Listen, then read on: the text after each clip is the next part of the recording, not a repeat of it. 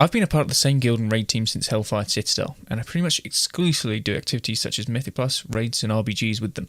But that's not how a majority of WoW players experience the game. So I decided to set myself a challenge to PuG my fresh level 60 Warlock all the way to Curve. This is week 1 of my PuG to Curve.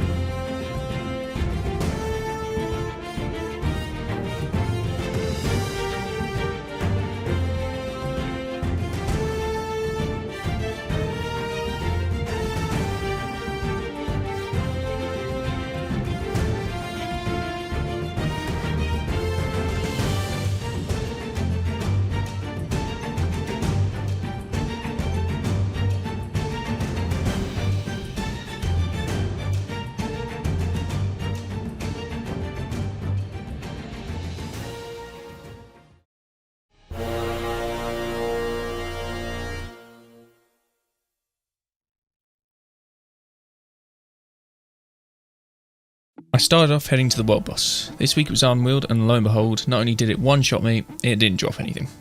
So I headed back to our boss to hit up the auction house. You can get a full set of item level 168 gear for pretty cheap, even cheaper if you're a clothy since there's such a huge abundance of cloth. I managed to get a full set for about 6k gold, which is less than you earn whilst leveling 50 to 60.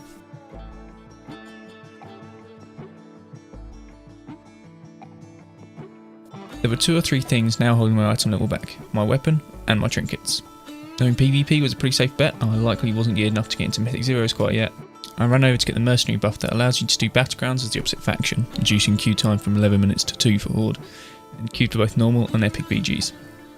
It didn't take long, about 1750 on it for the weapon and another 700 for the haste trinket with on proc int. Funnily enough, I replaced both these almost instantly. This took me to a new high item level. I was now at about 164 item level. You only need 155 to queue for heroic, so I decided to save my sanity and see how long queues were for heroic dungeons. Turns out they were pretty quick and actually helped me boost my level rapidly as I dropped item level 171 pieces. I managed to get 2 171 rings in a Theatre of Pain, which took me to 166.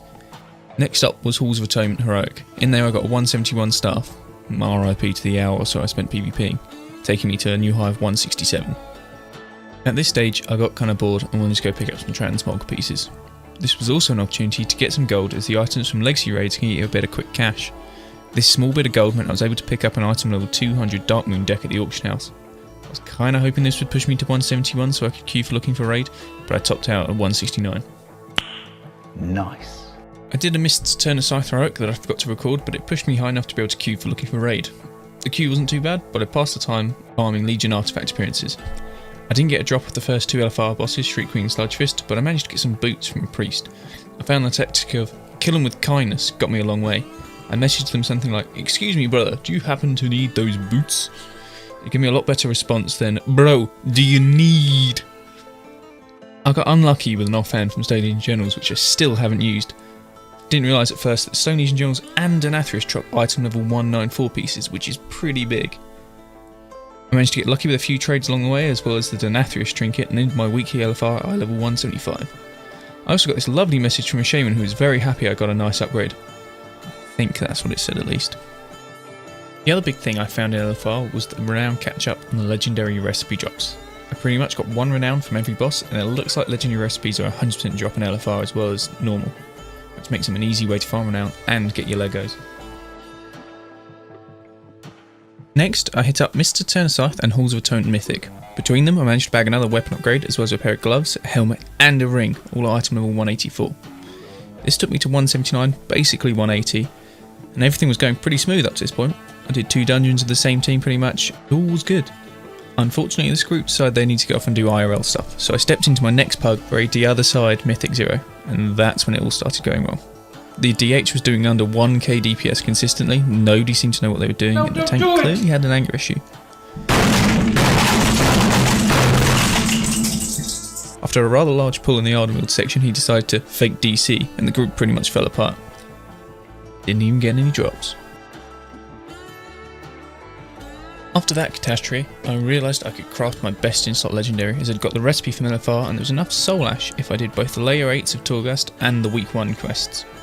This is the point where I cheated slightly and joined a couple of my guildies. In my defence, I have done 8 layers of Torghast separately on 7 characters before they implemented the current catch-up mechanic for orcs. If I hadn't have done this, I may have gone absolutely insane doing another 1 to 8 layers. Pretty easy to get into groups and they're looking for group tool for Torghast. I suggest making your own group for your lower item level and always try to get a tank in as that seems to tip the scaling in your favour. Headed off to the auction house, I bought the missives and the legendary pieces and I crafted my legendary legs with cinders, which is best in slot for Destro. That pretty much sums up week 1 of my PuG to curve. I finished the week at item level 181 with a best in slot legendary and some okay itemization. So far my journey had been pretty simple and I hadn't run into many issues, except that one guy on the other side. Maybe pugging is easy. Just wanted to say thank you guys for checking out this video. If you enjoyed and want to see more, please let me know by liking the video. Maybe leave me a comment down below if you want to see something specific in a future video, and consider hitting the subscribe button if you want to see more. I'll catch you guys on the other side.